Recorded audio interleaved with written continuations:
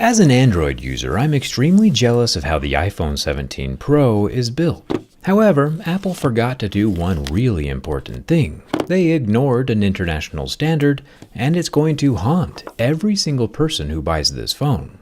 And there's no way to fix it. The colorful exterior aluminum oxide anodized layer on the iPhone is a level 9 on most scale of hardness. Second in hardness only to diamonds, which are level 10. We'll talk more about this in a second, but in order to achieve that durable oxide layer, the bare aluminum frame is dipped into an acidic electrolyte bath and then electrified. It's a really cool process to watch, and happens very quickly. However, the sharp corners, like the ones you see here on the iPhone 17 Pro camera plateau, are the literal Achilles heel of anodizing.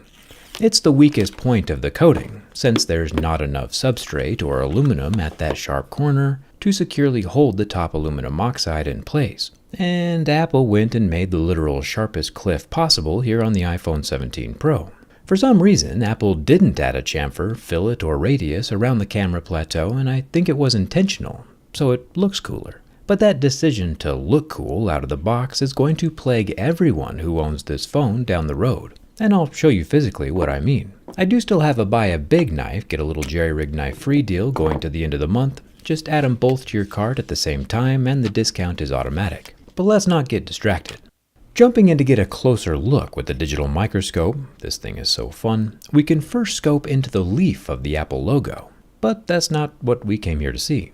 The cliff Apple has milled into the aluminum has no chamfer, bevel, or fillet, and it's about as straight up and down as aluminum can get. And you'll see why that's a problem here in a second. And don't get me wrong, I am a huge fan of the switch from a glass slab sandwich to this new aluminum unibody design. Overall, it's more durable. Aluminum is a Mohs 3 or 4 on the Mohs scale of hardness, while glass is a 5 or 6. Unless, of course, we're talking about Corning's new Ceramic Shield 2, in which case some black magic somehow makes the marks at level 6 and 7 almost disappear. The level 8 pick behaves like usual though, and gashes through the glass with no problem. The front 18 megapixel camera is also protected under the same slab of Ceramic Shield 2. This has the new square sensor inside, which hopefully we'll see more of during the teardown. The camera sits just below the razor-thin earpiece slit, and part of me is curious if just rubbing the Pro on a table is enough to snap those corners off of the camera plateau. But nope, so far so good. And of course, while the Ceramic Shield 2 is indeed the best we've ever seen, glass is still glass, and it's never a bad idea to add a layer of protection to your phone, especially in this economy where resale value is extremely important. The Prism Glass from my channel sponsor dbrand has a foolproof installation procedure with its own applicator, placing the clear protective slab of glass perfectly in place every time. I'll leave a link for the Prism Glass in the description. It comes with 2 in the box. You might be like, hey Jerry, if the anodizing is actually a level 9, why does it scratch at all? And that's a fantastic question. The decorative anodizing that Apple applies to the surface of their phone could be anywhere from 2 to 25 micrometers in thickness. That's about 0.025 millimeters or less than half the diameter of a human hair. Not that I would know. It's a tough, colorful shell, tougher than regular paint to be sure, just not super thick, which means it's not invincible. The top of the iPhone 17 Pro has a plastic 5G antenna slot, and the left side has more of the brilliant orange anodizing and 3 buttons that will not be popping off on their own. The bottom of the 17 Pro has its USB-C port that can charge to 50% in about 20 minutes, as well as the lower stereo loudspeaker, which the new iPhone Air does not have. I think it'll be pretty cool to see what changes have happened on the inside, so make sure you're subscribed for the teardowns. The Apple logo on the cosmic orange is perfectly in place, like surprisingly well aligned with the glass etching. Thumbs up for that. Then at the top we have our 48 megapixel wide angle camera.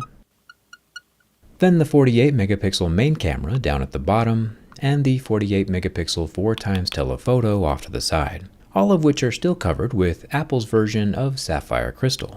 You can see the lenses registering on my diamond tester, while my Casio F91W does not. The single LED flash has a plastic diffuser, and then whatever laser focus thing this is on the other corner is protected with glass. While we're up here, it's time to see if I'm correct about that edge being fragile. Let's say you have your phone in the same pocket as a coin. Pretty normal everyday situation. The exterior level 9 anodizing layer is able to withstand any abrasion from that coin, except for on the sharp corner of the camera plateau. The corner of the plateau is rubbed off and gone. What about keys though? We've tested keys on anodizing before, and everywhere the oxide has been allowed to secure itself to the aluminum is protected from scratching, except for the sharp corner of the camera plateau. Again, after one incursion with a foreign object, that corner is now gone. Looking again through the microscope, the orange aluminum oxide is still looking fly, except for where it's not, and the silver is shining through. I think the deep blue anodizing is going to be even more susceptible to damage. The same coin that on the flat portion of the plateau gets sanded into dust, on the corner the anodizing is what chips away. The key, same thing. The plateau itself is super scratch resistant except for where Apple did not add the radius or curve to the plateau. The aesthetic design choice is going to end up looking worse in the long run because the anodizing just doesn't stick to that spot. It's a tad weird that Apple would do this. It's a well-known phenomenon, and there are several international standards for anodizing sharp corners. None of these are legally binding laws, by the way, just voluntary guidelines that manufacturers can follow if they want. The ISO standard says that sharp edges should be machined into a radius 10 times the intended thickness, which if Apple is using 25 micrometer thick anodizing, the minimum radius would be between 1/4 and 1/2 millimeter. The US military standard says about the same thing, a radius anywhere between 1/4 and 1/2 millimeter. But Apple just didn't follow either of those public suggestions. I'm sure the engineers at Apple suggested a fillet. It's usually the designers who veto smart ideas. On the blue camera shelf, you can see how a good chunk of that anodizing near the edge just sheared off like an iceberg in the Arctic. And don't get me wrong, I am a massive fan of this new iPhone design. Less glass and more aluminum is always a good thing when it comes to durability. These chips are purely cosmetic and won't affect the functionality of the phone. Just remember when damage does happen that it's not your imagination and not your fault. It's Apple's design because anodizing doesn't stick to corners. The smaller piece of textured glass on the back is just as abrasive as the anodized coatings and is very impervious to scratching. The dust just wipes away. If Apple would have added the same millimeter fillet to the camera plateau that they have everywhere else on the phone, there wouldn't be any issues with chipping, but it would look different than it does now. As it stands, the weakest point for cosmetic blemishes is going to be on that sharp edge where the anodizing isn't physically capable of sticking. And there's no way to avoid the inevitable chipping unless you never set your phone down, or, get a case. I'm not super nervous about the bin test on this one, it being a solid brick of aluminum and all. The 6.3-inch 3000 nit 120Hz Super Retina OLED display is also not affected by the heat from my lighter, even after 30 seconds of being torched. Finally, the bin test. There's more metal inside this 17 Pro than any other iPhone that Apple has ever made, so there's no surprise that it has zero flex, zero cracks, zero creaks, and zero damage when it comes to structural rigidity. The same goes for the iPhone 17 Pro Max. No flex, no bends, and 100% no issues whatsoever.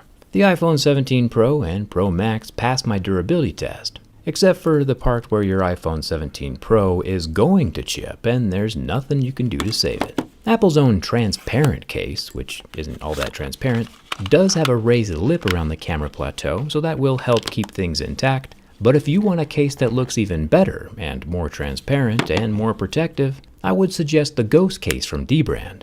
It has a never yellowing guarantee and has full coverage for that camera plateau. Dbrand's been working with Best Buy on a nationwide retail rollout of the Ghost case, as well as the Prism screen protector that you saw earlier. It's already the #1 selling phone case nationwide for good reason. I'll leave a link down in the description where you can get 42% off the Prism when you bundle both together. Just use code JERRYRIG at checkout or swing by your local Best Buy. I'm partial, of course, to the grip case and my teardown skin though, but to each their own. Thanks a ton for watching. I'll see you around.